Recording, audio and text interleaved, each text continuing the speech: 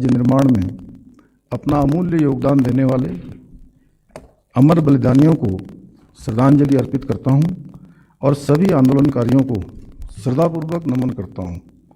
साथ ही देश के लिए अपना सर्वस्व बलिदान करने वाले वीर सैनिकों को मैं अपनी भावांजलि अर्पित करता हूं। मैं पूर्व प्रधानमंत्री भारत रत्न परम श्रद्धेय स्वर्गीय अटल बिहारी वाजपेयी जी को संपूर्ण सदन की ओर से नमन करता हूं, जिन्होंने हम सभी का उत्तराखंड के स्थापना का स्वप्न साकार किया और विशेष औद्योगिक पैकेज देकर राज्य की नींव को मजबूती प्रदान की। मैं उत्तराखंड राज्य की विकास यात्रा में अपना योगदान देने वाले सभी कर्मयोगियों को सादर प्रणाम करता हूं। आदरणीय प्रधानमंत्री जी के आशीर्वाद और डबल इंजन सरकार की प्रतिबद्धता से राष्ट्रीय महत्व की अनेक परियोजनाएं उत्तराखंड में गतिमान हैं। इन परियोजनाओं तथा वर्ष पर्यंत यात्राओं से आस्था, विकास एवं समृद्धि के नए नए स्वर्णिम अध्याय की ओर देवभूमि तेजी से अग्रसर है।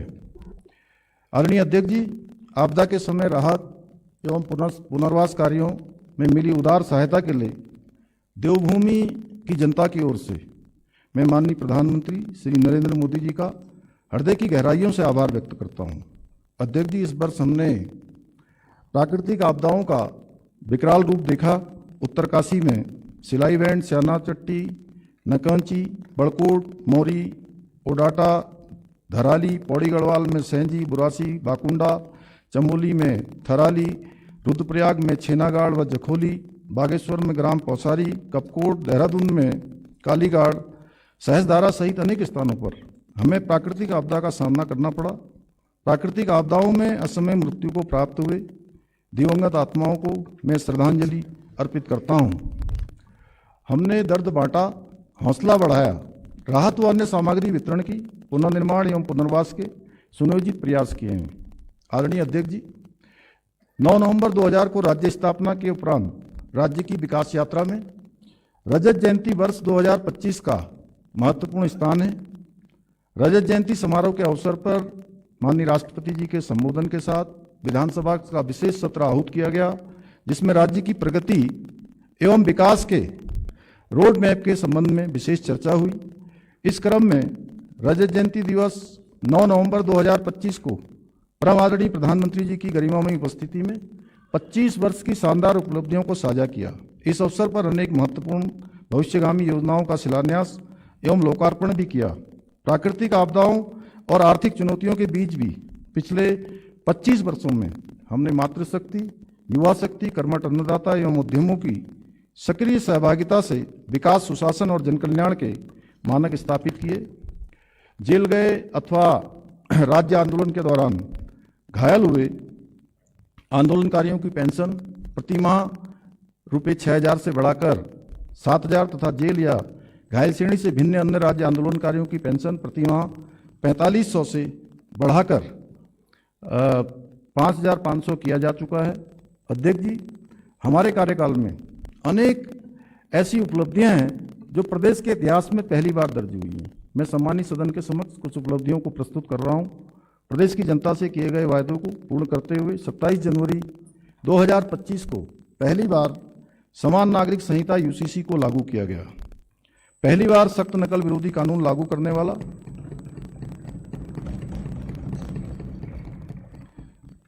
उत्तराखंड पहला राज्य बना। पहली बार अल्पशिक्षक शिक्षा अधिनियम 2025 प्रख्यापित किया है। इसी क्रम में दिनांक 1 जुलाई 2026 से उत्तराखंड मदरसा बोर्ड समाप्त हुआ। पहली बार शीतकालीन यात्रा द्वारा वर्ष पर्यंत पर्यटन के विस्तार को नया आयाम दिया गया। पहली बार अवैध निर्माणों को चिन्हित करते हुए सरकारी जमीनों को अतिक्रमण से मुक्त कराने की कार्रवाई बड़े पैमाने पर हो रही है। पहली बार व्यापक पैमाने पर पौराणिक मंदिरों का सौंदर्यीकरण और विकास हो रहा है। पहली बार स्पिरिचुअल इकोनॉमिक जोन के विकास के लिए सुनियोजित प्रयास किए जा रहे हैं। पहली बार हाई एल्टीट्यूड अल्ट्रा मैराथन आयोजित की गई। पहली बार उत्तराखंड सकल पर्यावरणीय उत्पाद सूचकांक लॉन्च जीएपी करने वाला देश का पहला राज्य बना। पहली बार नीति आयोग द्वारा जारी सतत विकास लक्ष्य इंडेक्स में सर्वाधिक अंक प्राप्त करने वाला उत्तराखंड ने देश में शीर्ष स्थान हासिल किया। प्राथमिक 23 डीरेगुलेशन क्षेत्रों के क्रियान्वयन में राज्य ने 5वीं रैंक प्राप्त की, जिससे उत्तराखंड बेस्ट परफॉर्मिंग स्टेट में उभर कर सामने आया। Logistic ease of across different state leaders 2024 में राज्य को टॉप अचीवर श्रेणी में मान्यता मिली, जो प्रदेश में लॉजिस्टिक नेटवर्क एवं कनेक्टिविटी को सुदृढ़ करने के लिए लागू सुधारों को सकारात्मक परिणाम है। नीति आयोग के एक्सपोर्ट प्रिपेरेडनेस इंडेक्स EPI 2024 में छोटे राज्यों की श्रेणी में उत्तराखंड प्रथम रैंक पर रहा, जो निर्यात संवर्धन प्रयासों की सफलता तथा वैश्विक प्रतिस्पर्धा में वृद्धि को दर्शाता है। उत्तराखंड नागरिक उड्डयन विकास प्राधिकरण यूकाडा को मिनिस्ट्री ऑफ सिविल एविएशन द्वारा एविएशन इकोसिस्टम को प्रोत्साहित करने हेतु सर्वश्रेष्ठ राज्य का पुरस्कार प्रदान किया गया। बेस्ट विज्ञान और नवाचार केंद्र तथा ऑडिटोरियम और संस्कृति केंद्र की स्थापना सुदृढ़ीकरण में लगभग सैचुरेशन की स्थिति को प्राप्त कर लिया गया है। आदरणीय प्रधानमंत्री श्री नरेंद्र मोदी जी के मार्गदर्शन में इस दशक को उत्तराखंड का दशक बनाने के लिए हमारी सरकार द्वारा अनेक संकल्प पूरे किए जा चुके हैं। हम संकल्प से सिद्धि की ओर निरंतर अग्रसर हैं। उत्तराखंड को एक समृद्ध एवं सुरक्षित राज्य के रूप में स्थापित करना हमारा विकल्प रहित संकल्प है।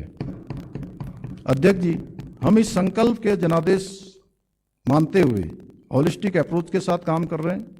हम समग्र विकास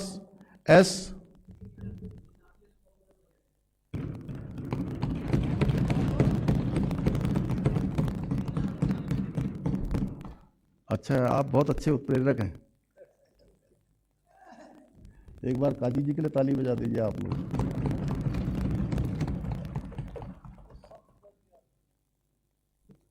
अध्यक्ष जी, हम इस संकल्प को जनादेश मानते हुए होलिस्टिक अप्रोच के साथ काम कर रहे हैं।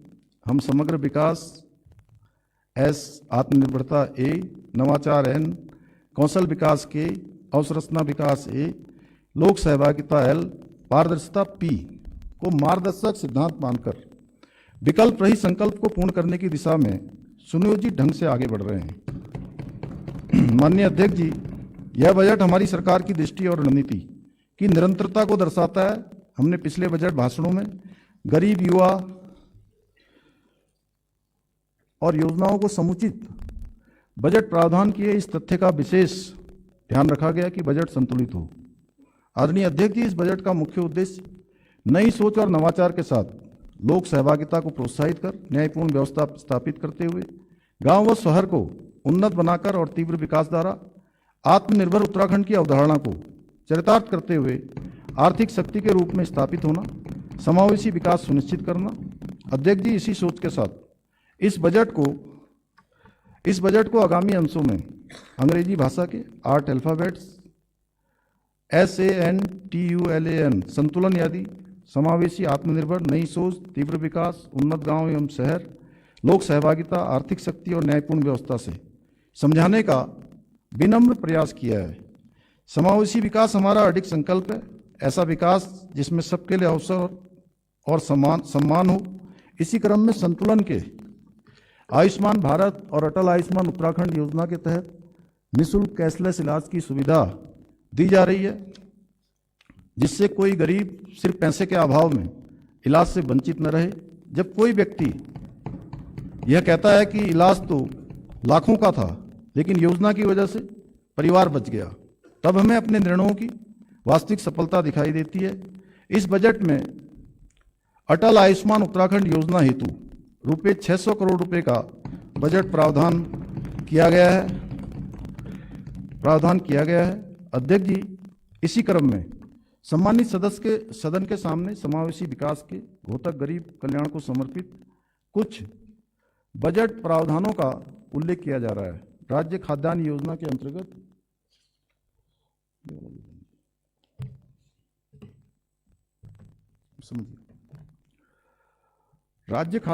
के अंतर्गत रुपये 25 करोड़ प्रधानमंत्री आवास योजना हेतु, समग्र रूप से लगभग 298 करोड़ 45 लाख प्रधानमंत्री आवास योजना हेतु, समग्र रूप से लगभग 56 करोड़ रुपए EWS आवास हेतु अनुदानों के अंतर्गत 25 करोड़ रुपए परिवहन निगम की बसों में निर्धारित श्रेणी के यात्रियों हेतु निःशुल्क यात्रा की सुविधा हेतु 42 करोड़ रुपए का बजट प्रावधान किया गया है। महिला समानता को प्रोत्साहित करने एवं जेंडर संवेदनशील प्लानिंग के लिए जेंडर बजटिंग महत्वपूर्ण है। वित्तीय वर्ष 2025-26 में जेंडर बजट में रुपये 16,961 करोड़ 32 लाख का प्रावधान किया गया था। इस वर्ष जेंडर बजटिंग में 19,692 करोड़ 2 लाख का बजट प्रावधान किया जा रहा है। सक्षम आंगनबाड़ी एंड पोषण 2.0 योजना के अंतर्गत 6 माह से 2 वर्ष के लगभग 7,33,000 लाभार्थियों को अनुपूरक पोषाहार आंगनबाड़ी केंद्रों के माध्यम से उपलब्ध कराया जा रहा है। वित्तीय वर्ष 2026-27 में इस योजना हेतु समग्र रूप से लगभग रुपये 598 करोड़ 33 लाख का बजट प्रावधान किया जा रहा है। महिलाओं एवं बच्चों के पोषण में स्तर में अधिक सुधार करने तथा पोषण संबंधी जागरूकता जन जन तक पहुंचाने हेतु प्रधानमंत्री पोषण मिशन हेतु समग्र रूप से लगभग रुपये 149 करोड़ 45 लाख का बजट प्रावधान किया जा रहा है। राज्य में प्रसूता के लिए ईजा बोई सगुन योजना हेतु समग्र रूप से लगभग रुपये 14 करोड़ 13 लाख का बजट प्रावधान किया जा रहा है। मुख्यमंत्री महालक्ष्मी किट योजना हेतु रुपये 30 करोड़, मुख्यमंत्री बाल पोषण योजना हेतु रुपये 25 करोड़, मुख्यमंत्री आंचल अमृत योजना हेतु 15 करोड़, मुख्यमंत्री वात्सल्य योजना हेतु 15 करोड़, मुख्यमंत्री महिला पोषण योजना हेतु लगभग 13 करोड़ 44 लाख, मुख्यमंत्री बाल एवं महिला बहुमुखी विकास निधि हेतु रुपये 8 करोड़ और निराश्रित विधवाओं की पुत्रों के विवाह हेतु अनुदान के लिए रुपये 5 करोड़ का बजट प्रावधान किया गया है। अध्यक्ष जी, समावेशी विकास के दृष्टिकोण से चिकित्सा एवं स्वास्थ्य पर किया गया निवेश भी महत्वपूर्ण है। इस दृष्टि से चिकित्सा एवं स्वास्थ्य अवसंरचना का विकास किया जा रहा है। इस क्रम में बागेश्वर में जिला चिकित्सालय, देहरादून में उप चिकित्सालय, डोईवाला उप चिकित्सालय, प्रेमनगर सामुदायिक स्वास्थ्य केंद्र बालावाला, उत्तरकाशी में उप जिला चिकित्सालय भटवाड़ी, हरिद्वार में उप जिला चिकित्सालय भगवानपुर, अल्मोड़ा में उप जिला चिकित्सालय चौखुटिया, पौड़ी गढ़वाल में सामुदायिक स्वास्थ्य केंद्र दुगड्डा, टेहड़ी गढ़वाल में सामुदायिक स्वास्थ्य केंद्र पिलखी तथा नैनीताल में मल्टी स्पेशलिटी सुपर स्पेशलिटी अस्पताल भवाली सहित अनेक योजनाओं पर कार्रवाई गतिमान है।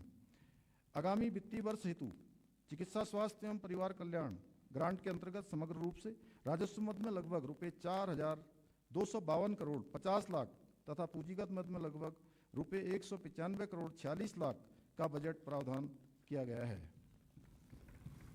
अध्यक्ष जी, समावेशी विकास को सुनिश्चित करने के लिए अनुसूचित जातियों के कल्याण ग्रांट के अंतर्गत लगभग रुपये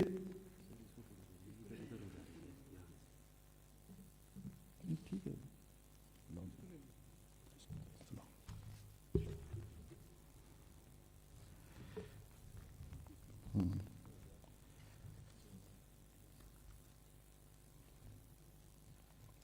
अध्यक्ष जी, समावेशी विकास को सुनिश्चित करने के लिए अनुसूचित जातियों के कल्याण ग्रांट के अंतर्गत लगभग रुपये 2,468 करोड़ 89 लाख का बजट का प्रावधान किया जा रहा है।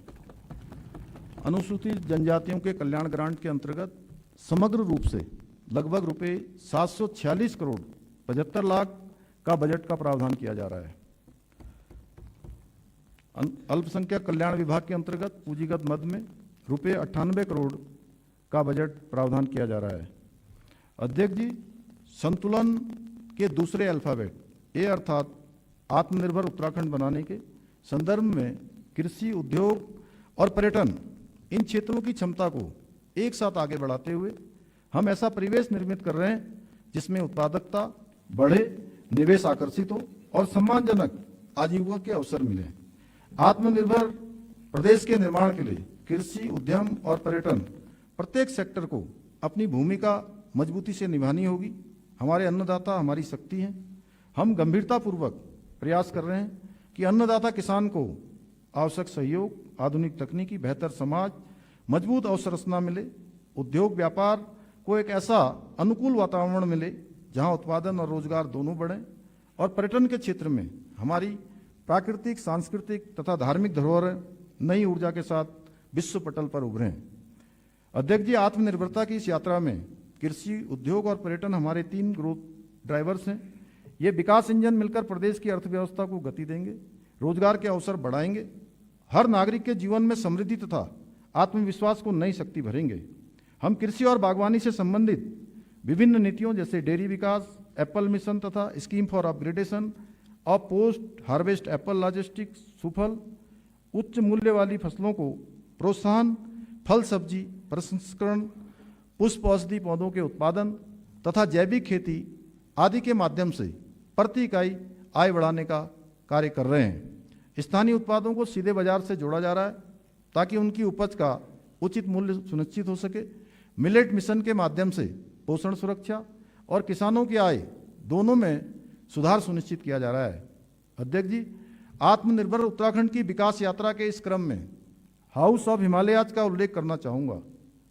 Vocal for local, local to global की सोच पर आधारित यह पहल विशेष रूप से महिलाओं और स्वयं सहायता समूह की आय बढ़ाने, पलायन रोकने, पहाड़ में ही सम्मानजनक रोजगार एवं उद्यमिता के अवसर बनाने के उद्देश्य से डिजाइन की गई है।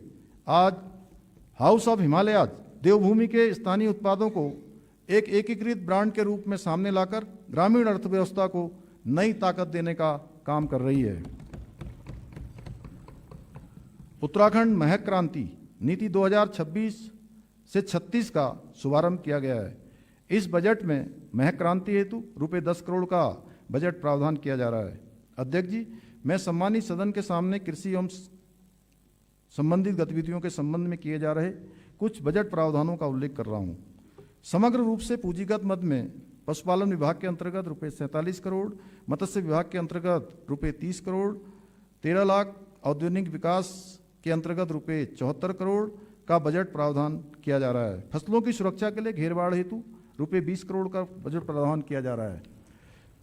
समग्र रूप से एप्पल मिशन के लिए रुपये 42 करोड़, उच्च मूल्य वाली फलों, कीवी, ड्रैगन फ्रूट आदि के उत्पादन को बढ़ावा देने के लिए लगभग रुपये 30 करोड़ 70 लाख, राज्य में चाय विकास योजना के लिए लगभग रुपये 25 करोड़ 93 लाख, सगंध पौधा केंद्र को अनुदान एवं सगंध पौधों के क्लस्टर विकास के लिए लगभग रुपये 24 करोड़ 75 लाख, उद्यान बीमा योजना हेतु रुपये 40 करोड़, मुख्यमंत्री राज्य कृषि विकास योजना हेतु रुपये 20 करोड़ का बजट प्रावधान किया जा रहा है। पशुपालन विभाग के अंतर्गत स्वरोजगार परक व लाभार्थी परक योजना हेतु लगभग रुपये 42 करोड़ 2 लाख, मुख्यमंत्री मत्स्य संपदा योजना हेतु रुपये 12 करोड़ 43 लाख, ट्राउट प्रोत्साहन योजना हेतु लगभग रुपये 39 करोड़ 90 लाख का बजट प्रावधान किया जा रहा है।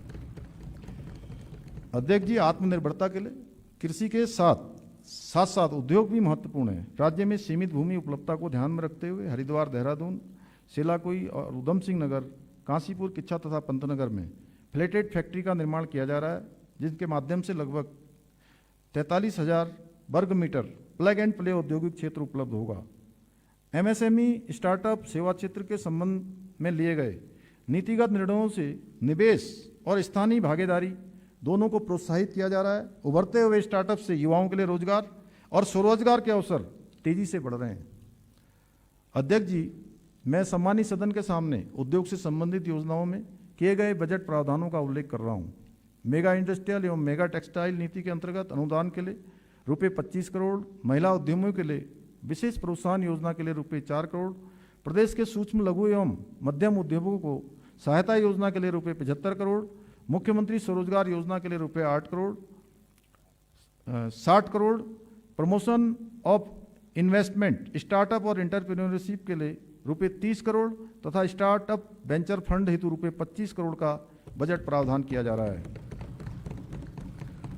अध्यक्ष जी, आत्मनिर्भर उत्तराखंड के लिए कृषि और उद्योग पर संक्षिप्त चर्चा के उपरांत अब मैं पर्यटन सेक्टर की ओर आपका ध्यान आकर्षित कर रहा हूं।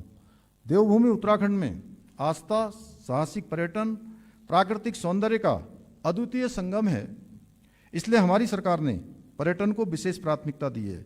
उत्तराखंड नैसर्गिक रूप में पर्यटक प्रदेश है। देवों की धरा, हिमालय का द्वार, माथे पे तिलक, सुंदर अपार। अध्यक्ष जी, आगामी वित्तीय वर्ष में मानसखंड मंदिरमाला मिशन के अंतर्गत द्वितीय चरण में 14 मंदिरों के सुदृढ़ीकरण तथा केदारखंड माला मिशन के अंतर्गत केदारखंड के महत्वपूर्ण मंदिर केदारनाथ, मद महेश्वर, तुंगनाथ, रुद्रनाथ, कल्पेश्वर इत्यादि मंदिरों में अवस्थापना सुविधाओं का विकास किया जाना प्रस्तावित है। टूरिज्म डेस्टिनेशन प्लान के अंतर्गत महासू देवता हनोल, भारत के प्रथम गांव माणा, टिम्मरसैंड चमोली, गुंजी पिथौरागढ़ का विकास किया जा रहा है। वाइब्रेंट विलेज योजना के अंतर्गत जनपद उत्तरकाशी के जादोंग में अवस्थापना सुविधाएं विकसित की जा रही हैं। सड़कों, पार्किंग, पेयजल, स्वच्छता और होम स्टे जैसी सुविधाओं को एकीकृत दृष्टि से विकसित किया जा रहा है ताकि सुरक्षित, सुगम और स्वच्छ धार्मिक यात्रा का नया मॉडल स्थापित हो सके। सस्टेनेबल टूरिज्म के अंतर्गत स्थानीय समुदाय की सक्रिय भागीदारी के साथ home stay, eco tourism, trekking trails, river rafting, skiing, paragliding, adventure sports और वेलनेस टूरिज्म, योग केंद्र व फिटनेस अभियान को बढ़ावा दिया जा रहा है। इनके सम्मिलित प्रभाव से उत्तराखंड ऑल सीजन डेस्टिनेशन के रूप में स्थापित हो रहा है।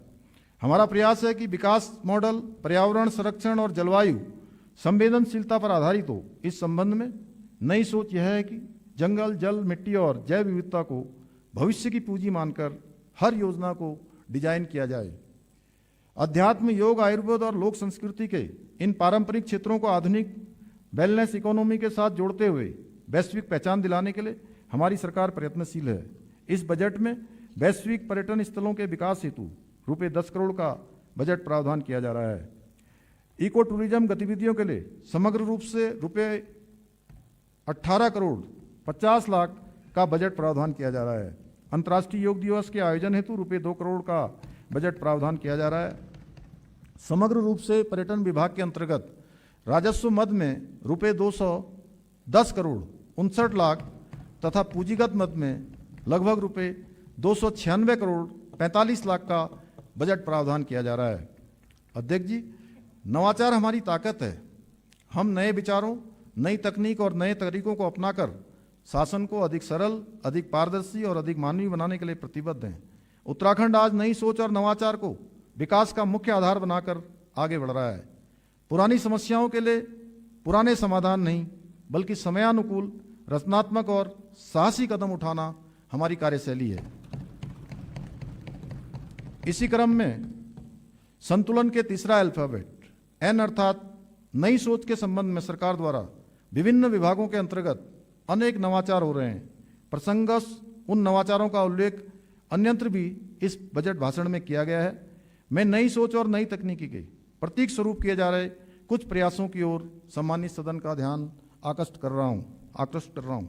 सरकारी कामकाज में पारदर्शिता और गति के लिए ईओ ऑफिस जैसा नवाचार आज प्रदेश के 865 कार्यालयों में लागू हो चुका है। पहले अधिकांश सेवाएं ऑफलाइन मिलती थी, जबकि अब अपनी सरकार पोर्टल के माध्यम से 78 विभागों की 975 नागरिक केंद्रित सेवाएं विकसित एवं एकीकृत हैं। स्थायी निवास, जातीय आय और रोजगार पंजीकरण से जुड़े लगभग 1.17 करोड़ से अधिक प्रमाण पत्र जारी हो चुके हैं। अध्यक्ष जी, नई सोच का एक सशक्त उदाहरण यह है कि हम युवाओं के लिए अनेक अवसर उपलब्ध करा रहे हैं। युवा शक्ति के सर्वांगीण विकास हेतु शिक्षण, प्रशिक्षण, स्पोर्ट्स एवं कौशल विकास आदि के लिए आवश्यक प्रावधान किए गए हैं। देव कृपा से पास हमारे घने जंगल, निर्मल जल, इसके साथ हमारी शक्ति, हमारे युवाओं का आत्मबल। इसी क्रम में देवभूमि उद्यमिता योजना उत्तराखंड का उल्लेख कर रहा हूं। इस योजना से कॉलेज कैंपस को ही नवाचार और स्टार्टअप की प्रयोगशाला बनाया गया है। हमारा उद्देश्य है कि हर विद्यार्थी सिर्फ नौकरी प्रार्थी नहीं, बल्कि नौकरीदाता और नव प्रवर्तक बनकर उभरे। इस योजना के अंतर्गत 300 से ज़्यादा छात्रों ने अपना क्वालिटी स्टार्टअप शुरू किया है। 20 स्टूडेंट स्टार्टअप को सीड फंड सहयोग दिया गया है। 1240 विद्यार्थियों ने अपने उद्यमों का औपचारिक पंजीकरण किया है। विद्यार्थियों को ब्रांडिंग और मार्केटिंग सहायता प्रदान की जा रही है। कई विद्यार्थियों ने पेटेंट हेतु भी आवेदन किया है। देवभूमि उद्यमिता केवल योजना नहीं, बल्कि युवाओं को नई सोच, जोखिम लेने का साहस तथा तकनीकी से जोड़ने वाला व्यापक आंदोलन है। अध्यक्ष जी, तकनीकी शिक्षा विभाग के अंतर्गत इमर्जिंग टेक्नोलॉजी प्रयोगशालाओं की स्थापना की गई है। देहरादून, रानी पोखरी, नरेंद्र नगर, श्रीनगर, द्वाराहाट, नैनीताल, काशीपुर एवं लोहाघाट के पॉलिटेक्निक कॉलेजों में अध्ययनरत लगभग 5,000 छात्र आधुनिक प्रशिक्षण से लाभान्वित हो रहे हैं। नई सोच के इस क्रम को बढ़ाते हुए तकनीकी शिक्षा विभाग के संकाय सदस्यों एवं छात्र छात्राओं को IIT दिल्ली जैसे प्रतिष्ठित संस्थानों में एक्सपोजर विजिट की अभिनव पहल हमने की है। छात्रों की एम्प्लॉयबिलिटी हमारे लिए अत्यंत महत्वपूर्ण है। इस क्रम में कौशल विकास पर विशेष ध्यान दिया जा रहा है। एक अभिनव पहल के रूप में इस बजट में मुख्यमंत्री हब एवं स्पोक मॉडल प्रस्तावित किया जा रहा है, जिसमें पॉलिटेक्निक, ITI, उच्च शिक्षण संस्थान एवं माध्यमिक शिक्षा के संस्थानों को एकीकृत किया जाएगा। राज्य के स्वयं के राजस्व में वृद्धि के लिए प्रवर्तन कार्रवाई के अतिरिक्त प्रौद्योगिकी की सहायता भी ली जा रही है। खनन और भू संसाधन क्षेत्र में mining digital transformation and surveillance system के माध्यम से ड्रोन, CCTV, डिजिटल गेट और रियल टाइम डेटा मॉनिटरिंग जैसी आधुनिक तकनीकों का उपयोग कर अवैध खनन पर नियंत्रण और राजस्व में वृद्धि सुनिश्चित की जा रही है। खनन सर्विलांस योजना के अंतर्गत लगभग रुपये 24 करोड़ 50 लाख का बजट प्रावधान किया जा रहा है। प्रौद्योगिकी के क्षेत्र में लैब ऑन व्हील्स जैसी व्यवस्था से पहल से दूरस्थ और पर्वतीय क्षेत्रों के बच्चों तक विज्ञान प्रयोगशालाएं सीधे पहुंच रही हैं। आज प्रत्येक जनपद में लैब ऑन व्हील्स है। इस योजना के अधिक विस्तार के लिए आगामी बजट में रुपये 4 करोड़ का बजट प्रावधान किया जा रहा है। अध्यक्ष जी, हमने उच्च शिक्षा विभाग में अध्ययनरत छात्रों के एक्सपोजर विजिट के लिए भारत दर्शन योजना की अभिनव पहल शुरू की है। इस क्रम को आगे बढ़ाते हुए आगामी बजट में हम उत्तराखंड दर्शन के लिए भी एक नई योजना ला रहे हैं। हमने दून विश्वविद्यालय में हिंदू अध्ययन केंद्र के लिए पद सृजित करने का निर्णय लिया है। राज्य में खेल संस्कृति को बढ़ावा देने और खिलाड़ियों के प्रोत्साहन पर विशेष ध्यान केंद्रित करते हुए नई खेल नीति लागू की गई है। मुख्यमंत्री उदयमान खिलाड़ी उन्नयन योजना के अंतर्गत 8 वर्ष से 14 वर्ष की आयु वर्ग में प्रति जनपद चयनित 300 छात्र छात्राओं को 1500 प्रति माह की छात्रवृत्ति प्रदान की जा रही है। मुख्यमंत्री प्रोत्साहन योजना के अंतर्गत 14 वर्ष से 23 वर्ष की आयु वर्ग के चयनित प्रति जनपद 200 खिलाड़ियों और इसी प्रकार कुल 2600 छात्र छात्राओं को 2,000 रुपये प्रति माह की दर से छात्रवृत्ति का भुगतान किया जाता है।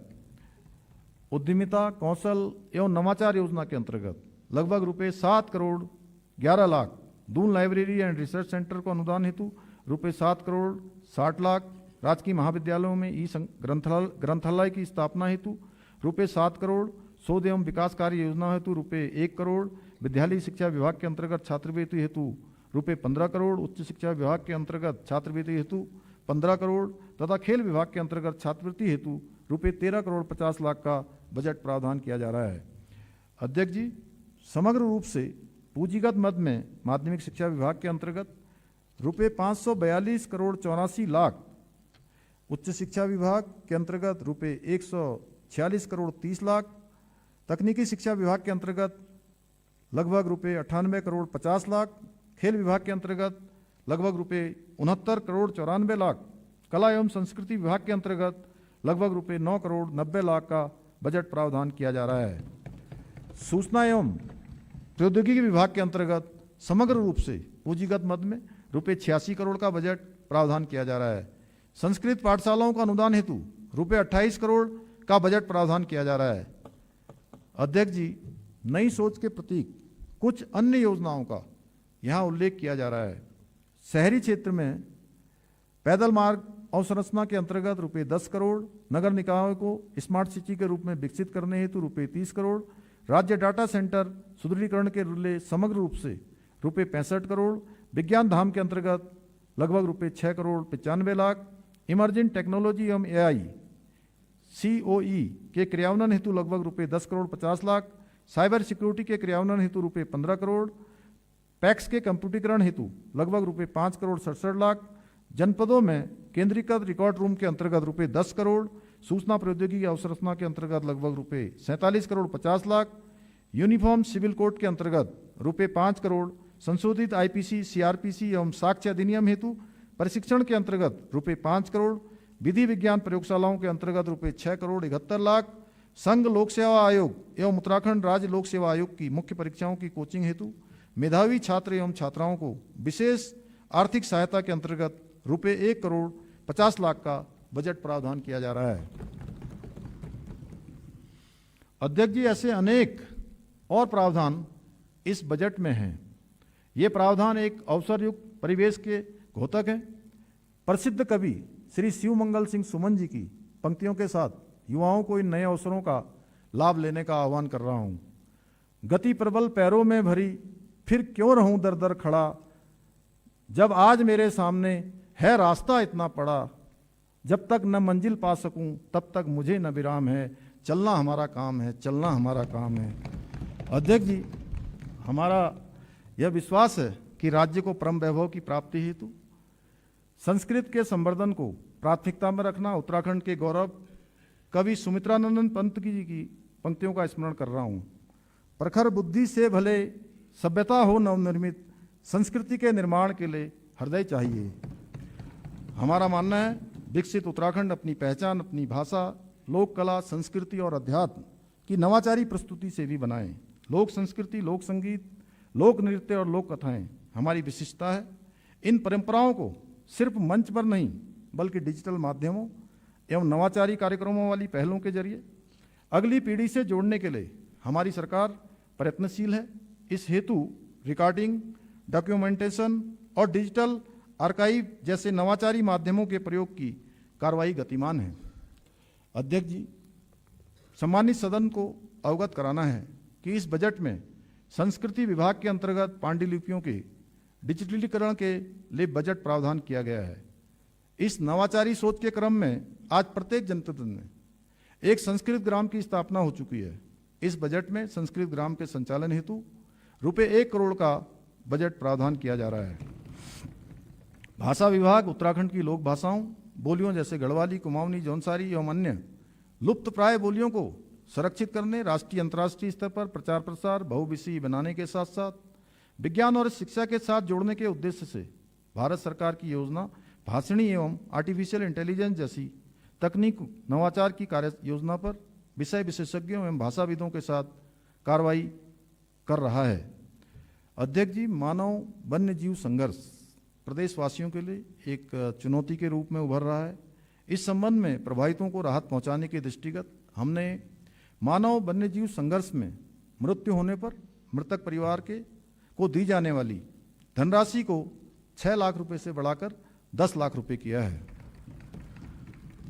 एक अभिनव पहल के अंतर्गत हमने कैंपा निधि के अंतर्गत पौड़ी गढ़वाल, टिहरी, उत्तरकाशी, चमोली, देहरादून, उधम सिंह नगर एवं बागेश्वर में प्रति ट्रांजिट सेंटर 2 करोड़ के संभावित व्यय के आधार पर 14 करोड़ की धनराशि का प्रावधान कर रहे हैं।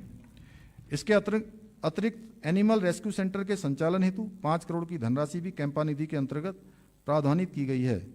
वन विभाग के अंतर्गत समग्र रूप से पूंजीगत मद में रुपये 131 करोड़ 68 लाख का बजट प्रावधान किया जा रहा है।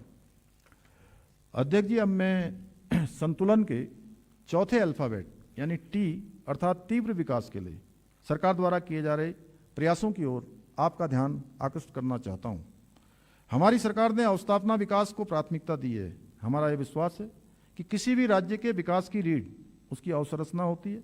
तीव्र विकास के लिए हमारा यह संकल्प है कि प्रदेश की सड़क, ऊर्जा तथा आधुनिक अवसंरचना को नई गति और नई दिशा दी जाए। अध्यक्ष जी, हमने पूंजीगत व्यय में वृद्धि कर अवसंरचना में निवेश बढ़ाया है, जो आने वाले वर्षों में सतत विकास की नींव को और मजबूत करेगा। इसी का परिणाम है कि वर्ष 2019-20 में यह आंकड़ा लगभग 5,000 करोड़ था, जो पिछले 2 वित्तीय वर्षों में लगभग 11,000 करोड़ हो गया। इस वर्ष भी हम पूर्व वर्षों की तुलना में अधिक पूंजीगत व्यय करने की दिशा में आगे बढ़ रहे हैं। जहां सड़क पहुंचती है वहां अवसर पहुंचते हैं, वहां भविष्य पहुंचता है। पहाड़ों में सुरंगों, पुलों और आधुनिक ढांचे के साथ साथ आज हमारा राज्य दूर दराज के इलाकों को विकास की मुख्यधारा से जोड़ रहा है। डबल इंजन सरकार के दम पर हम आने वाले वर्षों में उत्तराखंड के दूरस्थ क्षेत्रों तक रेल पहुंचाने और लास्ट माइल कनेक्टिविटी सुनिश्चित करने के लिए आशान्वित हैं। अध्यक्ष जी, हमारी सरकार के कार्यकाल में लोक निर्माण विभाग के तत्वावधान में अनेक महत्वपूर्ण योजनाएं पूर्ण की हैं। यहाँ कुछ योजनाओं का मैं उल्लेख कर रहा हूँ। कोटद्वार के अंतर्गत चिल्लरखाल सिगड्डी कोटद्वार पाखरो मोटर मार्ग 1 से 12 किलोमीटर का सुदृढ़ीकरण पूर्ण किया गया है। इस योजना के पूर्ण होने से सिगड्डी से किशनपुर, झंडी चौड़, हल्दू खाता, मोटा ढांग, दुर्गापुरी, नींबू चौड़ एवं कोटद्वार की लगभग 80,000 की आबादी को सुरक्षित एवं सुगम यातायात की सुविधा प्राप्त हो रही है। मोटा ढांग के निकट मालुनी नदी पर 325 मीटर सेतु और खो नदी पर सुरक्षात्मक कार्य भी संपन्न हो चुके हैं। सेतु के पुनर्निर्माण और सुरक्षात्मक कार्य पूर्ण होने से स्थानीय निवासियों तथा सिद्धबल्ली मंदिर को आने जाने वाले श्रद्धालुओं को सुरक्षित यातायात का लाभ प्राप्त हो रहा है। चमोली में जुम्मा से द्रोणागिरी तक 16 किलोमीटर मार्ग और सेतु का निर्माण पूर्ण किया गया है। पोखरी कर्णप्रयाग मार्ग का सुधारीकरण पूरा किया गया है, जो चारधाम यात्रा का वैकल्पिक मार्ग है। मार्ग एवं सेतु निर्माण कार्य पूरा होने से दूरस्थ पर्वतीय एवं सीमांत जनजातीय क्षेत्र को सुगम आवागमन की सुविधा प्राप्त हुई है। भवाली बाईपास पार्ट 1 में सिपरा नदी पर 30 मीटर लंबे सेतु का निर्माण कार्य पूरा हो चुका है, जो कैंची धाम में लगने वाले जाम से मुक्ति दिलाएगा। मंच तामली मार्ग, धूनाघाट, रीठा, तलाड़ी मार्ग के सुधारीकरण कार्य पूर्ण हो चुके हैं। रानीबाग, भीमताल, पंचेश्वर मार्ग का सुधारीकरण कार्य पूर्ण हुआ। सितारगंज में शक्ति फार्म, पड़ा गांव और नकुलिया मार्गों का सुधारीकरण पूर्ण कर लिया गया है। लोक निर्माण विभाग के तत्वावधान में अनेक महत्वपूर्ण परियोजनाएं गतिमान हैं। इस क्रम में ऋषिकेश में लक्ष्मण झूला के पास 132.30 मीटर लंबे बजरंग सेतु, अल्मोड़ा में NH 109 से नए कलेक्ट्रेट और मेडिकल कॉलेज तक मार्ग का चौड़ीकरण, बाजपुर में जैतपुर धनोरी मार्ग का सुधारीकरण और उधम सिंह नगर में नगला किच्छा मार्ग को 4 लेन में बदलने का कार्य, गदरपुर दिनेशपुर हल्द्वानी मार्ग का निर्माण, चमोली में नंदप्रयाग नंदानगर मार्ग और थराली देवाल बाढ़ मार्ग का सुधारीकरण कार्य उल्लेखनीय है। बेताल घाट नैनीताल में दूनी खाल से राती घाट मार्ग पर कटान का कार्य पूर्ण हो चुका है। दीवारों कलमट का कार्य प्रगति पर है। पौड़ी गढ़वाल के यमकेश्वर में गंगा नदी पर 150 मीटर लंबे सिंगटाली सेतु का बहुप्रतीक्षित पुल के निर्माण की प्रक्रिया भी गतिमान है। हमारी सरकार द्वारा न केवल सड़कों के नवनिर्माण हेतु अपितु विद्यमान सड़कों को गड्ढा मुक्त किए जाने और सुरक्षित बनाए जाने को शीर्ष प्राथमिकता दी गई है। इस क्रम में गड्ढा मुक्त सड़क एवं अन्य कार्य योजना के अंतर्गत रुपये 400 करोड़ का बजट प्रावधान किया जा रहा है। नंदा देवी राज्यात यात्रा के लिए 25 करोड़ का बजट प्रावधान किया जा रहा है। लोक निर्माण विभाग के अंतर्गत समग्र रूप से पूंजीगत मद में लगभग रुपये 2,501 करोड़ 91 लाख का बजट प्रावधान किया जा रहा है। गांव की कनेक्टिविटी के लिए PMGSY योजना अत्यंत महत्वपूर्ण है। PMGSY योजना के अंतर्गत पूंजीगत मद में रुपये 1,050 करोड़ का बजट प्रावधान किया जा रहा है। भौगोलिक परिस्थितियों के कारण हमने एयर कनेक्टिविटी को प्राथमिकता दी है। Uttarakhand civil aviation development authority के तत्वावधान में हवाई मार्ग यातायात आवागमन को सुगम बनाने के लिए हम सतत प्रयत्नशील हैं। इस क्रम में सहसधारा, श्रीनगर, गौचर, चिन्यालीसौड़, हल्द्वानी, अल्मोड़ा, पिथौरागढ़ तथा मुंशियारी में हेलीपोर्ट का संचालन एवं विकास किया गया है। इसके अतिरिक्त त्रिगुणी नारायण मंदिर, मसूरी, रामनगर, बागेश्वर एवं हरिद्वार में हेलीपोर्ट निर्माण किए जाने की कार्रवाई गतिमान है। पंतनगर एयरपोर्ट को अंतर्राष्ट्रीय हवाई अड्डे के रूप में विकसित किए जाने के क्रम में 524 एकड़ भूमि एयरपोर्ट अथॉरिटी ऑफ इंडिया को हस्तांतरित की जा चुकी है। पिथौरागढ़ हवाई अड्डे के सुदृढ़ीकरण का कार्य किया गया है। यह अनुकूल उपयोग में ले जाने हेतु एयरपोर्ट अथॉरिटी ऑफ इंडिया को हस्तांतरित कर दिया गया है। गौचर एवं चिन्यालीसौड़ हवाई पट्टियों को भारतीय वायुसेना को हस्तांतरित किए जाने हेतु माननीय मंत्रिमंडल द्वारा सहमति दे दी गई है। केदारनाथ शटल सेवा को सुदृढ़ एवं सुरक्षित बनाए जाने के अतिरिक्त गौचर बद्रीनाथ शटल सेवा को भी आगामी चारधाम यात्रा में आरंभ किए जाने की कार्रवाई गतिमान है। संचालित फिक्स्ड विंग रूटों के अंतर्गत देहरादून, पंतनगर और पिथौरागढ़ से हवाई कनेक्टिविटी के विस्तार पर कार्य किया जा रहा है। नागरिक उड्डयन विभाग के अंतर्गत समग्र रूप से पूंजीगत मद में लगभग रुपये 52 करोड़ 50 लाख का बजट प्रावधान किया जा रहा है। अध्यक्ष जी, हमारी सरकार ने निवेशकों के लिए अनुकूल वातावरण बनाया है ताकि उद्योग लगें और युवाओं के लिए नए रोजगार के अवसर पैदा हों। सरल नियम, सिंगल विंडो क्लियरेंस और पारदर्शी नीति के जरिए हमने उद्यमियों का विश्वास बढ़ाया है। अध्यक्ष जी, उत्तराखंड ने हरित ऊर्जा के क्षेत्र में अग्रणी कदम उठाए हैं। सौर ऊर्जा, जल विद्युत ऊर्जा का उत्पादन बढ़ाने के लिए गंभीरता से कार्य किया जा रहा है। हिमालय पारिस्थितिकी को सुरक्षित रखते हुए विकास करना हमारी प्राथमिकता है। यूजेवीएनएल के तत्वाधान में विगत 4 वर्षों में अनेक महत्वपूर्ण परियोजनाएं पूर्ण की गई हैं। यहाँ कुछ योजनाओं का मैं उल्लेख कर रहा हूँ। 120 मेगावाट की ब्यासी जल विद्युत परियोजना, 15 मेगावाट की मध्य महेश्वर परियोजना, 5 मेगावाट की सुरिनगांड परियोजना, 4.5 मेगावाट की कालीगंगा द्वितीय, 90 मेगावाट की तिलोत परियोजना का रिनोवेशन एंड मॉडर्नाइजेशन, 51 मेगावाट की ढालीपुर परियोजनाओं का रिनोवेशन एवं मॉडर्नाइजेशन। इन योजनाओं के पूर्ण होने से संबंधित परियोजना क्षेत्रों में विद्युत आपूर्ति में सुधार हुआ है। इसके अतिरिक्त स्थानीय निवासियों को प्रत्यक्ष और अप्रत्यक्ष रूप से रोजगार प्राप्त हुआ है। जल विद्युत उत्पादन के क्षेत्र में SJVN द्वारा 60 मेगावाट की नेटवर्क मोरी, THDC इंडिया लिमिटेड द्वारा 750 मेगावाट की टेहरी पंप स्टोरेज प्लांट भी इसी अवधि में पूरी हुई है। इन योजनाओं के पूर्ण होने से स्थानीय निवासियों को प्रत्यक्ष और अप्रत्यक्ष रूप से रोजगार प्राप्त हुआ है तथा SJVN द्वारा विकसित 60 मेगावाट परियोजना के सापेक्ष 12% निःशुल्क विद्युत राज्य को प्राप्त हो रही है। अध्यक्ष जी, उरेडा के तत्वाधान में स्वरोजगार और उद्यमिता विकास के दृष्टिगत 250 मेगावाट के लक्ष्य के साथ मुख्यमंत्री सौर स्वरोजगार योजना चलाई गई है। इससे लगभग 3500 से अधिक लोगों को प्रत्यक्ष एवं अप्रत्यक्ष रूप से रोजगार प्राप्त हो रहा है तथा स्थानीय सामाजिक आर्थिक परिदृश्य में सुधार हो रहा है। अब तक कुल 137 मेगावाट क्षमता की 746 परियोजनाएं स्थापित की जा चुकी हैं। मार्च 2020 की स्थिति के अनुसार राज्य में 327 मेगावाट और सौर ऊर्जा की स्थापना की गई थी, जो कि वर्तमान में कुल 1027 मेगावाट हो गई है। विगत वर्षों में 700 मेगावाट से अधिक क्षमता के सौर ऊर्जा की स्थापना की जा चुकी है। पिटकुल के तत्वाधान में विगत 4 वर्षों में पूर्ण की गई लाइनों के विवरण का भी मैं यहाँ उल्लेख कर रहा हूँ। 132 किलो वोल्ट की पदार्था से चिला पारेषण लाइन, 220 किलो वोल्ट की जाफरपुर TSS रुद्रपुर रेलवे पारेषण लाइन, 132 किलोवाट की लक्सर कैवेंडिस लाइन, 132 किलोवाट की double circuit Kashipur Bajpur line द्वितीय सर्किट लाइन, 220 किलोवोल्ट की बरम जोलजीबी पारेषण लाइन तथा 132 किलोवोल्ट की बिंदाल पुरकुल लाइन है। अध्यक्ष जी, यह भी अवगत कराना है कि आगामी वित्तीय वर्ष में पिटकुल के तत्वाधान में अनेक महत्वपूर्ण परियोजनाएं पूर्ण होने की दिशा में अग्रसर हैं। मैं यहाँ कुछ योजनाओं का उल्लेख कर रहा हूँ।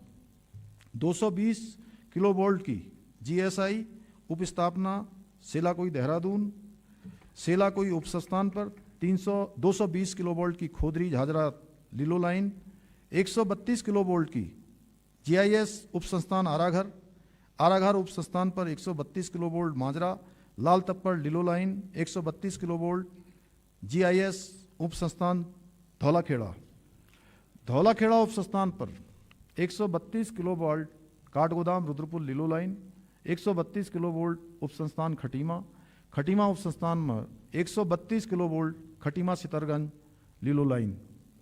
अध्यक्ष जी, ऊर्जा विभाग के अंतर्गत समग्र रूप से पूंजीगत मद में रुपये 1,609 करोड़ 43 लाख का बजट प्रावधान किया जा रहा है।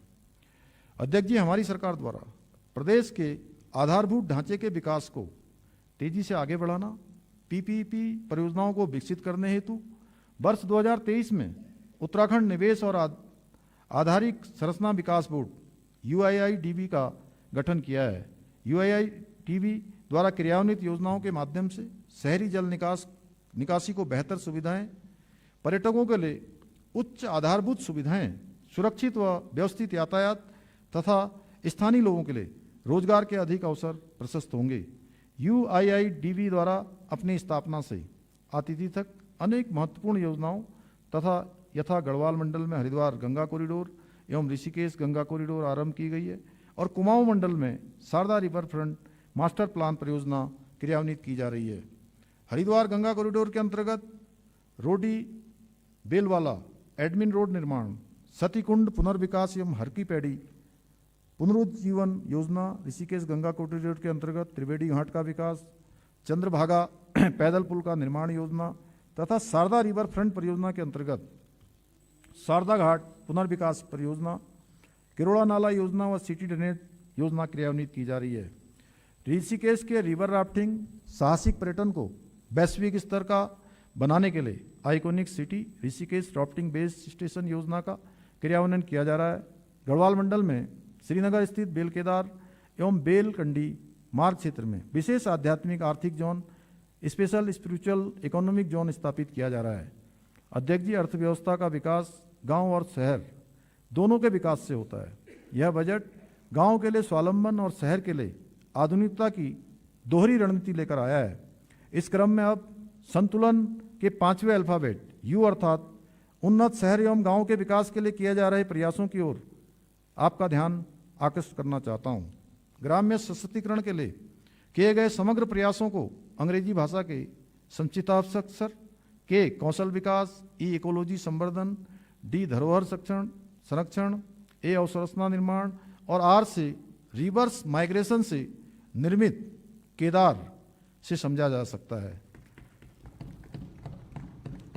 इस प्रकार निर्मित परिवेश से गांवों में आर्थिकी का विस्तार हो रहा है, लोग अपनी जड़ों से जुड़ रहे हैं और यह परिवर्तन ग्राम्य जीवन में एक नए परिवेश, मंगलकारी एम, अवसरयुक्त ए, नवोन्मेषी एन, आध्यात्मिक ए और सांस्कृतिक गतिविधियों एस अर्थात मानस के लिए सशक्त प्रेरणा है। हमारा विश्वास है गांव मजबूत, उत्तराखंड मजबूत।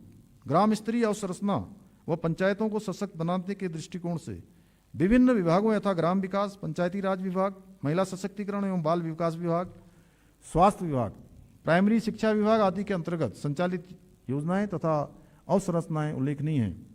कनेक्टेड विलेज, कनेक्टेड मार्केट की अवधारणा के तहत राज्य के दूरस्थ और सीमांत गांवों में सड़क, बिजली, पानी, स्वास्थ्य, शिक्षा एवं डिजिटल भुगतान आदि सुविधाओं को प्राथमिकता दी जा रही है ताकि पलायन पर रोक लगे और गांव में भी सम्मानजनक जीवन के अवसर उपलब्ध हों। ग्रामीण आजीविका मिशन, आजीविका सहकारी समितियां, दुग्ध सहकारी संघ, इन सबको एक मजबूत श्रृंखला के तहत जोड़ा जा रहा है। उद्यान, दुग्ध, पशुपालन, डेयरी, मधुपक्षी पालन, मत्स्य पालन, रेशम विकास आदि के सुव्यवस्थित विस्तार के साथ हमारे गांव अब रोजगार सृजन के केंद्र बन रहे हैं। स्वयं सहायता समूहों, दुग्ध समितियों, महिला समूहों और किसान उत्पादक संगठनों के माध्यम से ग्राम स्तर पर लघु उद्योग, पैकेजिंग, मूल्य संवर्धन और स्थानीय रोजगार के अवसर बढ़ाए जा रहे हैं। वाइब्रेंट विलेज प्रोग्राम के अंतर्गत 51 सीमांत गांवों का सर्वांगीण विकास किया जा रहा है। इस बजट में वाइब्रेंट विलेज प्रोग्राम हेतु रुपये 40 करोड़ का प्रावधान किया जा रहा है। विकसित भारत रोजगार गारंटी एवं आजीविका मिशन ग्रामीण के तहत पारदर्शी और समयबद्ध भुगतान, परिसंपत्तियों के निर्माण और आजीविका से जुड़े कार्यों के माध्यम से स्थायी आय वृद्धि पर विशेष ध्यान दिया गया है। यहाँ अधिकार दया पर नहीं, गारंटी और सम्मान के साथ दिया जा रहा है। इस बजट में वीवी राम जी हेतु समग्र रूप से लगभग रुपये 705 करोड़ रुपए 25 लाख का बजट प्रावधान किया जा रहा है। अध्यक्ष जी, जल, जंगल और जमीन केवल संसाधन नहीं अपितु उत्तराखंड की जीवन रेखा है। इस बजट में हमने पेयजल, सिंचाई, स्रोत संरक्षण, भूल जल पुनर्भरण, वाटर सेट के विकास के संकल्प के साथ योजनाओं के लिए पर्याप्त प्रावधान किया है। ग्रामीण विकास के अंतर्गत समग्र रूप से पूंजीगत मद में रुपये 1642 करोड़ 20 लाख का बजट प्रावधान किया जा रहा है। अध्यक्ष जी, शहरी विकास किसी भी राज्य की प्रगति का महत्वपूर्ण आधार है। इसलिए सुव्यवस्थित योजना प्रबंधन की आवश्यकता को ध्यान में रखते हुए जनता को बेहतर बुनियादी सुविधाएं, पेयजल, स्वच्छता, स्मार्ट मोबिलिटी और आवास जैसी सेवाएं उपलब्ध कराना हमारी प्राथमिकता है। शहरों में ट्रैफिक जाम की समस्या के समाधान के लिए हमने सुनियोजित तरीके से संपूर्ण राज्य में विभिन्न स्थानों पर 196 पार्किंग स्थलों का चयन किया है, जिसमें सरफेस पार्किंग की 66, मल्टी लेवल कार पार्किंग की 112, ऑटोमेटेड कार पार्किंग की 9 तथा टनल पार्किंग हेतु 9 स्थान चिन्हित किए गए हैं। 196 स्थानों में से 150 परियोजनाओं को डीपीआर उनकी तैयार कर ली गई है, जिसमें लगभग 618 करोड़ की 114 परियोजनाओं का कार्य प्रारंभ किया जा चुका है। विकास प्राधिकरण द्वारा स्वयं के वित्तीय संसाधनों से लगभग 296 करोड़ की 11 परियोजनाओं का कार्य किया जा रहा है। इस बजट में आवास विभाग के अंतर्गत अवस्थापना सुविधाओं के लिए विकास हेतु रुपये 130 करोड़ का बजट प्रावधान किया जा रहा है। राज्य में अमृत मिशन के तहत बुनियादी शहरी सेवाएं जैसे सड़कें, जल आपूर्ति और सार्वजनिक सुविधाओं का विस्तार किया जा रहा है। हमारे द्वारा शहरों में एफोर्डेबल हाउसिंग, स्वच्छ जल, सार्वजनिक परिवहन, वेस्ट मैनेजमेंट, हरित क्षेत्र और डिजिटल सेवाओं का विस्तार किया जा रहा है। राज्य पोषित योजना के अंतर्गत चारधाम मार्ग में बाड़ाहाट उत्तरकाशी, आदि कैलाश मार्ग में पिथौरागढ़ तथा ग्रीष्मकालीन राजधानी गैरसैंण 3 नगर निकायों को स्मार्ट सिटी के रूप में विकसित किया जा रहा है। स्वच्छ भारत मिशन फेज 2 के अंतर्गत पौड़ी, सतपुली, चिन्यालीसौड़, बड़कोट, पुरोला, घनश्याली, चमियाला, धारचूला, जसपुर, पिथौरागढ़ की डीपीआर तैयार की गई है। प्रधानमंत्री आवास योजना 2.0 शहरी के अंतर्गत 2355 बीएलसी आवासों का निर्माण कराया जा रहा है। आगामी वर्ष हेतु 4000 आवास प्रस्तावित हैं। नगरीय क्षेत्रों में समुचित पेयजल और स्वच्छता व्यवस्थाओं के विकास हेतु राज्य के देहरादून, विकासनगर, हल्द्वानी, कोटद्वार, चंपावत, टनकपुर, किच्छा नगरों में एडीबी पोषित 3 भिन्न परियोजनाओं के माध्यम से पेयजल आपूर्ति और वितरण प्रणाली, सीवरेज विकास, ड्रेनेज तथा सड़क निर्माण इत्यादि कार्य प्रगति पर हैं। इन 3 योजनाओं के लिए पूंजीगत मद में रुपये 652 करोड़ का बजट प्रावधान किया जा रहा है। नगरीय अवस्थापना के सुदृढ़ीकरण हेतु रुपये 60 करोड़ का प्रावधान किया जा रहा है। आवास विभाग के अंतर्गत समग्र रूप से पूंजीगत मद में रुपये 291 करोड़ का बजट प्रावधान किया जा रहा है। सरयू एवं अन्य रिवर्ट फ्रंट परियोजनाओं के विकास हेतु रुपये 10 करोड़ का बजट प्रावधान किया जा रहा है। शहरी विकास विभाग के अंतर्गत समग्र रूप से पूंजीगत मद में रुपये 1401 करोड़ 85 लाख का बजट प्रावधान किया जा रहा है। अध्यक्ष जी, 16वें केंद्रीय वित्त आयोग एवं राज्य वित्त आयोग की संस्तुतियों के क्रम में हम इस बजट में शहरी निकाय हेतु समग्र रूप से रुपये 1014 करोड़ एवं पंचायती राज संस्थाओं हेतु रुपये 1491 करोड़ का बजट प्रावधान कर रहे हैं। अध्यक्ष जी, जनहित, जन सहभागिता और सुशासन हमारी कार्यनीति है। हम मानते हैं कि नीतियां कागज पर नहीं, लोगों के जीवन में दिखने वाले बदलाव से परखी जाती हैं। हमारे लिए सिर्फ योजना बनाना पर्याप्त नहीं है, समस्या का वास्तविक समाधान और नागरिक की संतुष्टि सबसे अधिक महत्वपूर्ण है। इस क्रम में मैं अब संतुलन के छठे अल्फाबेट एल अर्थात लोक सहभागिता के लिए किए जा रहे प्रयासों की ओर आपका ध्यान आकृष्ट करना चाहता हूँ। सुशासन हमारे लिए सर्वोपरि है। यह बजट सुशासन के मार्ग को आगे बढ़ाता है, जिसमें शासन की नीति और योजना, व्यय, निर्णय का केंद्र बिंदु सामान्य नागरिक, विशेषकर अंतिम पंक्ति में खड़ा व्यक्ति है।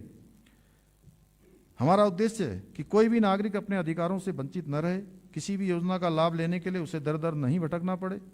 पहली बार जन जन की सरकार, जन जन के द्वार कार्यक्रम के अंतर्गत सभी जनपदों में न्याय पंचायत स्तर पर कार्यक्रमों का आयोजन किया गया है। इस कार्यक्रम के अंतर्गत 660 से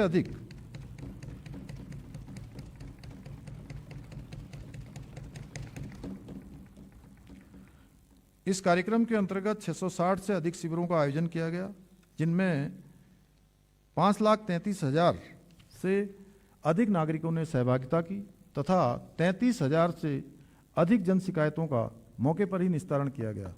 अभियान के माध्यम से दूरस्थ क्षेत्रों सहित प्रदेश भर के नागरिकों को घर के पास ही सरकारी योजनाओं और सेवाओं का लाभ प्राप्त हुआ। सरकार का दायित्व केवल नीतियां बनाना नहीं, बल्कि अंतिम पंक्ति में खड़े व्यक्ति तक उसका लाभ पहुंचाना है। जन जन की सरकार, जन जन के द्वार, इसी सोच का परिणाम है। अध्यक्ष जी, बजट एक माध्यम है जनता की आकांक्षाओं को साकार करने का, इसलिए हमने बजट में जन सहभागिता को और सुदृढ़ किया है। हम बजट निर्माण में न केवल जनता के सुझाव आमंत्रित करते हैं, अपितु स्वयं जनता के बीच में जाते हैं। इसी क्रम में हमने कुमाऊं मंडल में, बनबसा तथा गढ़वाल मंडल में, पौड़ी में बजट पूर्व संवाद कार्यक्रम आयोजित किए गए। लोक सहभागिता बढ़ाने के लिए हमने विभिन्न विभागों के अंतर्गत टेक्नोलॉजी को बढ़ावा दिया है। इसी क्रम में राजस्व विभाग द्वारा 6 पोर्टल 10 जनवरी 2026 को लॉन्च किए गए हैं। खतौनी ऑनलाइन प्राप्त करने हेतु ई भूलेख, सजरा मानचित्र ऑनलाइन देखने हेतु ई भू नक्शा, कृषि एवं कृषि से संबंधित गतिविधि के लिए ऋण प्राप्त करने हेतु ई एग्री लोन, प्रदेश में निवेश आदि के दृष्टिगत भूमि क्रय की अनुमति प्राप्त करने हेतु ई भू अनुमति, खतौनी में खातेदार एवं सह खातेदारों के अंश का निर्धारण करने हेतु ई भूलेख अंश, राजस्व वसूली हेतु ERCS, राजस्व न्यायालयों को पूर्णतः ऑनलाइन एवं पेपरलेस बनाए जाने हेतु ERCMS की कार्रवाई गतिमान है।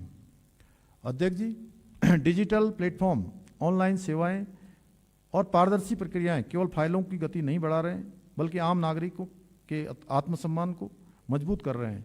अब दुर्गम क्षेत्र का व्यक्ति भी महसूस करता है कि सरकार उसके गांव की चौपाल और उसके मोबाइल दोनों पर एक साथ मौजूद है।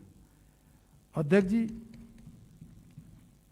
अच्छे शासन की कसौटी वही समाज होता है जहां आम नागरिक बिना डर भय के अपनी बात कह सके, उससे विश्वास हो कि सरकार उसकी शिकायत पर निष्पक्ष कार्रवाई करेगी। मुख्यमंत्री हेल्पलाइन 1905 का प्रभावी क्रियान्वयन नई सोच का प्रतीक है। नागरिक toll free call, online portal और मोबाइल एप्लीकेशन के माध्यम से अपनी शिकायतें दर्ज कर रहे हैं, जिससे सरकार और जनता के बीच संवाद, जवाबदेही और विश्वास का नया मॉडल विकसित हुआ है। भ्रष्टाचार की शिकायत के लिए टोल फ्री नंबर 1064 के प्रभावी क्रियान्वयन से हमने संदेश दिया है अब किसी भी स्तर पर होने वाली अनियमितता, रिश्वतखोरी या दुरुपयोग पर चुप रहने और कार्यालयों को चक्कर काटने की मजबूरी नहीं है। टोल फ्री नंबर 1064 का प्रभावी क्रियान्वयन भ्रष्टाचार मुक्त उत्तराखंड के संकल्प को नागरिक सहभागिता के साथ जोड़ता है। अध्यक्ष जी, संतुलन के 7वें अल्फाबेट ए अर्थात आर्थिक शक्ति के संबंध में अवगत कराना है कि इकोनॉमी और इकोलॉजी के मध्य संतुलन बनाते हुए कृषि, उद्योग और पर्यटन तीनों ग्रोथ ड्राइवर्स को समुचित प्राथमिकता देते हुए विकसित भारत के लक्ष्यों के साथ उत्तराखंड के विकास की रणनीति को संबद्ध करते हुए आर्थिक शक्ति के रूप में उत्तराखंड को स्थापित करना हमारा परम ध्येय है। इसी क्रम में मानव पूंजी में निवेश, क्षमता संवर्धन, पूंजीगत व्यय में वृद्धि, निर्बाध एवं सुरक्षित संयोजकता एवं प्रौद्योगिकी आधारित विकास और स्टार्टअप इकोसिस्टम को एकीकृत दृष्टि के साथ विकसित करने का कार्य किया जा रहा है। हम प्रतिस्पर्धी अर्थव्यवस्था की चुनौतियों का सामना करते हुए नए अवसरों का लाभ प्रदेश को दिलाने के लिए प्रतिबद्ध हैं। स्थानीय संसाधनों, उद्यमिता और नवाचार की शक्ति से एक आशापूर्ण परिवेश निर्मित हो रहा है। अध्यक्ष जी, सुशासन हमारा जीवन मंत्र है। कुशलता, जवाबदेही, पारदर्शिता और संवेदनशीलता हमारी प्रशासनिक व्यवस्था के मार्गदर्शक हैं। ई गवर्नेंस का प्रभावी क्रियान्वयन शासन को सेवा में बदल रहा है। पारदर्शी व्यवस्था, तकनीकी आधारित शासन, वित्तीय सुप्रबंधन, सर्वस्पर्शी विकास के माध्यम से जनता का विश्वास शासन प्रणाली पर लगातार बढ़ रहा है। इसी क्रम में संतुलन के 8वें अल्फाबेट एन अर्थात न्यायपूर्ण व्यवस्था की ओर ध्यान आकृष्ट करना चाहता हूं। न्यायपूर्ण व्यवस्था के लिए आवश्यक है कि कानून समान रूप से लागू हो, निर्णय पूर्वाग्रह रहित हो, व्यक्ति अपनी सामाजिक या आर्थिक स्थिति के कारण न्याय से वंचित न रहे। हमने अनेक योजनाओं के माध्यम से न्याय, गृह, समाज कल्याण, जनजाति कल्याण, अल्पसंख्यक कल्याण सहित अन्य विभागों में आवश्यक प्रावधान किए हैं। शिक्षा, स्वास्थ्य, कौशल विकास और आजीविका आदि के क्षेत्र में सामाजिक न्याय को आर्थिक अवसर में बदलने का प्रभावी साधन है। शिक्षा एवं कौशल विकास, सामाजिक सुरक्षा योजनाएं, असंगठित क्षेत्र के श्रमिकों के कल्याण की योजनाएं आदि को ध्यान में रखकर किए जा रहे बजट प्रावधान इस दिशा में सशक्त पहल है। इस बजट में यथास्थान ऐसे अनेक प्रावधान किए जा रहे हैं। देवभूमि उत्तराखंड के मूल स्वरूप को अक्षुण्ण बनाए रखने के लिए हम कृत संकल्प हैं। अतिक्रमण मुक्त उत्तराखंड के लिए नदियों, नालों, तालाबों, सरकारी और वन भूमि पर अतिक्रमण हटाने के लिए राजस्व, वन, सिंचाई और शहरी विकास विभागों की संयुक्त कार्य योजना लागू है। राज्य की सरकारी भूमि अतिक्रमण मुक्त करने की दिशा में हमने महत्वपूर्ण प्रगति की है। देवभूमि परिवार योजना के अंतर्गत राज्य का एक एकीकृत, व्यापक एवं गतिशील परिवार आधारित डाटाबेस का निर्माण किया जा रहा है। आगामी वित्तीय वर्ष में इस योजना को लागू किया जाएगा। इस बजट में देवभूमि परिवार योजना के अंतर्गत लगभग रुपये 10 करोड़ 17 लाख का बजट प्रावधान किया जा रहा है। हमारा ध्येय है उत्तराखंड ऐसा राज्य बने जहां हर नागरिक सिर ऊंचा रखकर जी सके, ज्ञान अवसर तथा न्याय सबके लिए मुक्त और सहज हो, जहां मानवीय संवेदनाओं का दिया अखंड जलता हो और हृदय वसुधैव कुटुंबकम भाव से धड़कता हो। यह बजट रोजगारपरक विकास को नई दिशा देने वाला है। हमारा लक्ष्य है कि युवाओं को अपने गांव, अपने जिले, अपने राज्य में सम्मानजनक रोजगार और स्वरोजगार के अवसर मिले ताकि पलायन रुके और रिवर्स माइग्रेशन को बढ़ावा मिले। रोजगार आधारित विकास के लिए हमारा संकल्प है कि सिर्फ रोजगार नहीं बल्कि रोजगार के अवसरों की श्रृंखला तैयार करनी है। इस बजट में कौशल विकास, उद्योग, एमएसएमई, पर्यटन, कृषि आधारित इकाइयां और सेवा क्षेत्र को इस तरह प्रोत्साहित किया गया है कि नए उद्यम सर्जित हों, पुराने उद्यमों को नई रफ्तार मिले और युवाओं के लिए स्थायी रोजगार के व्यापक अवसर उपलब्ध हों। राज्य की विशिष्ट परिस्थितियों को देखते हुए उत्तराखंड कौशल विकास मिशन, मुख्यमंत्री रोजगार मिशन 2.0, वीर चंद्र सिंह गढ़वाली पर्वतीय पर्यटन रोजगार योजना, एमएसएमई और स्टार्टअप नीतियां आदि कार्यक्रमों को इस बजट में सुदृढ़ किया जा रहा है। अध्यक्ष जी, विभिन्न स्वरोजगार योजनाओं के माध्यम से हमने उद्यमिता विकास के अनुरूप परिवेश का निर्माण किया है। अर्थव्यवस्था में युवा, उद्यमी, प्रगतिशील कृषक आदि के सशक्त योगदान के लिए राह प्रशस्त है। इसका परिणाम यह देखने में आ रहा है कि ब्रेन ड्रेन अब ब्रेन गेन में बदल रहा है। अनेक उद्यमशील प्रवासी अपनी जड़ों से जुड़ रहे हैं। उद्यमशीलता के परिवेश की पहचान यही होती है, हौसलों के साथ सरकार खड़ी होती है। अध्यक्ष जी, विकसित उत्तराखंड की संकल्प सिद्धि के लिए संकल्प मॉडल के उपरांत रोजगार योजनाओं की ओर आपका ध्यान आकृष्ट कर रहा हूं। क्या हुआ, अभी तो 1 घंटा ही हुआ है, जल्दी कर दिया हमने ना। वो बेहड़ जी से कह रहा हूं मैं ना वो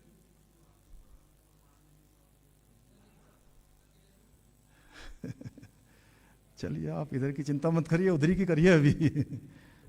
अध्यक्ष जी, विकसित उत्तराखंड की संकल्प सिद्धि के लिए मॉडल के उपरांत रोजगार योजनाओं की ओर आपका ध्यान आकृष्ट कर रहा हूं। रोजगार सृजन एवं उद्यमिता विकास के दृष्टिगत मुख्यमंत्री युवा भविष्य निर्माण योजना 10 करोड़, मुख्यमंत्री जनजाति रोजगार उत्कर्ष योजना एवं मुख्यमंत्री स्वावलंबी बंदी कौशल विकास योजना प्रस्तावित कर रहे हैं। नई मांग के माध्यम से ITI उन्नयन हेतु PM सेतु के अंतर्गत समग्र रूप से 20 करोड़ एवं सेंटर ऑफ एक्सीलेंस एवं क्षमता विकास के अंतर्गत रुपये 80 करोड़ का बजट प्रावधान किया जा रहा है। आदरणीय अध्यक्ष जी, यह बजट केवल संख्याओं, योजनाओं और घोषणाओं का संग्रह नहीं है, अपितु 1.25 करोड़ नागरिकों का साझा विजन है। यह बजट विकास व विरासत, संस्कृति व आधुनिकता, अध्यात्म व विज्ञान का संतुलित संगम है। हम वित्तीय अनुशासन, समावेशी विकास, समग्र विकास, पर्यावरण संरक्षण और सहभागी शासन के आधार स्तंभों पर समस्या समाधान और निस्तारीकरण के मूल मंत्र के साथ विकसित उत्तराखंड की परिकल्पना को साकार करने का प्रयास कर रहे हैं। मैं इस सम्मानित सदन के माध्यम से देवभूमि की जनता को आश्वस्त करना चाहता हूं कि हम सभी क्षेत्रों को समान अवसरों के साथ आगे बढ़ाने तथा आर्थिक समृद्धि के केंद्र के साथ साथ पर्यावरणीय संतुलन को भी ध्यान में रखते हुए विकास की यात्रा पर निरंतर आगे बढ़ेंगे। हम उत्तराखंड की ऊर्जावान युवा शक्ति, प्राकृतिक संपदा और आध्यात्मिक विरासत को समन्वित कर नए रोजगार, नए अवसर, नई उम्मीदों का सृजन करेंगे। यह बजट संकल्प से शिखर तक की सुचारू यात्रा के साथ विकसित भारत की अग्रिम पंक्ति में गर्व से खड़ा होने का एक संकल्प है। आदरणीय अध्यक्ष जी, विश्वविख्यात लेखक विक्टर ह्यूगो के शब्दों को मैं उद्धृत कर रहा हूं, जिस विचार का समय आ गया हो, जिस विचार का समय आ गया हो उसे कोई रोक नहीं सकता। तीसरे दशक को उत्तराखंड का दशक बनाने का विचार परम आदरणीय प्रधानमंत्री श्री नरेंद्र मोदी जी के मानस में श्री केदारनाथ जी के पवित्र प्रांगण में आया, तब से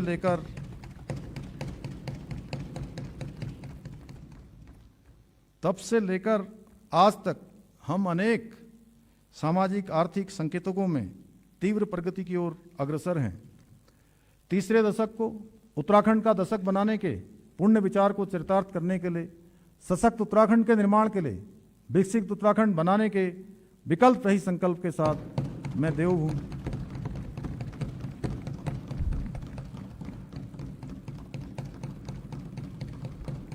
बजा लो और जोर से बजा लो एक बार पहले, अब खत्म होने वाला है।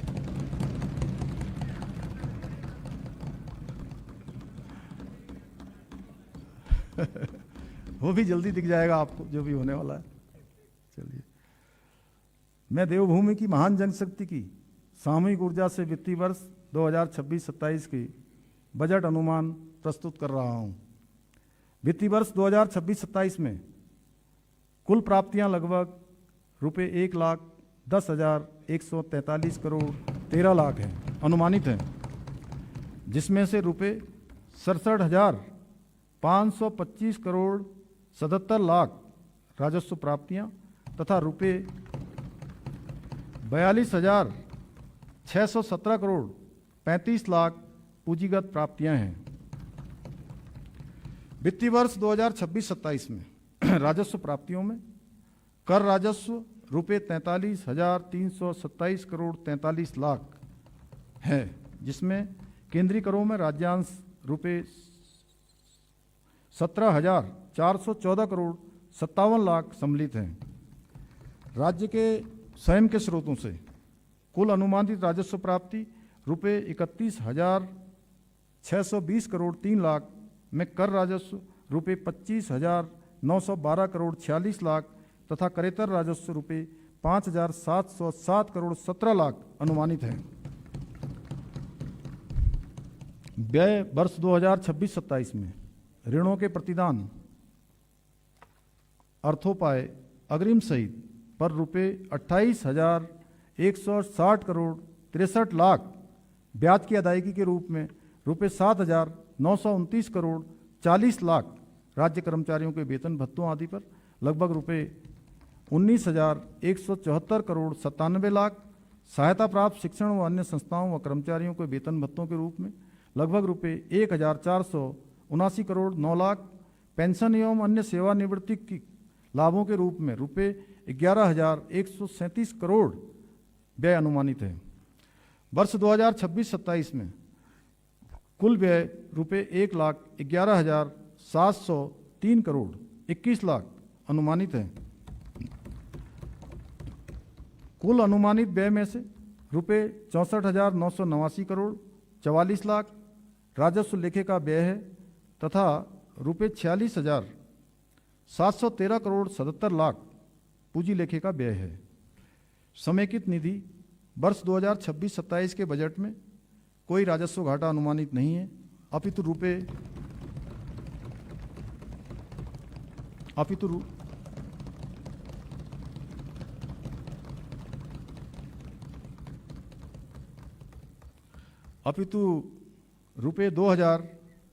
2026-27 के बजट में कोई राजस्व घाटा अनुमानित नहीं है, अपितु रुपये 2,536 करोड़ 43 लाख का राजस्व अधिशेष सरप्लस संभावित है। रुपये 12,579 करोड़ 70 लाख का राजकोषीय घाटा होने का अनुमान है, जो कि सकल राज्य घरेलू उत्पाद का 2.94% है। यह FRBM एक्ट में निर्दिष्ट सीमा के अंतर्गत है।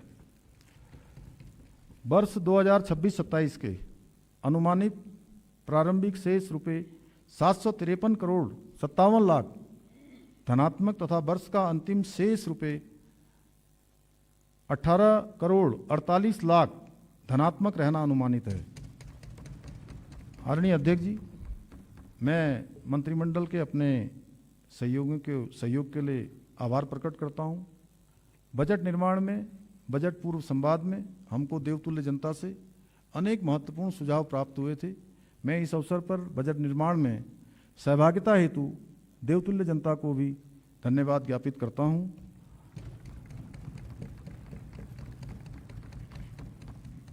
वित्त विभाग के अधिकारियों एवं कर्मचारियों ने बजट तैयार करने में जो सहायता मुझे दी है उसके लिए मैं उनका हार्दिक आभार प्रकट करता हूं।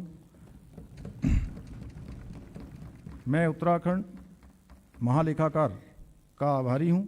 मैं राजकीय मुद्रालय रुड़की तथा NIC के अधिकारियों एवं कर्मचारियों को सहयोग के लिए धन्यवाद देना चाहता हूं।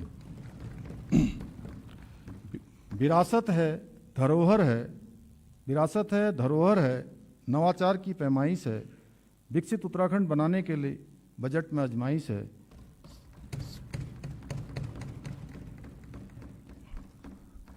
बजट में आजमाइश है, शिखर पर रहे देवभूमि, बस इतनी सी ख्वाहिश है, बस इतनी सी ख्वाहिश है।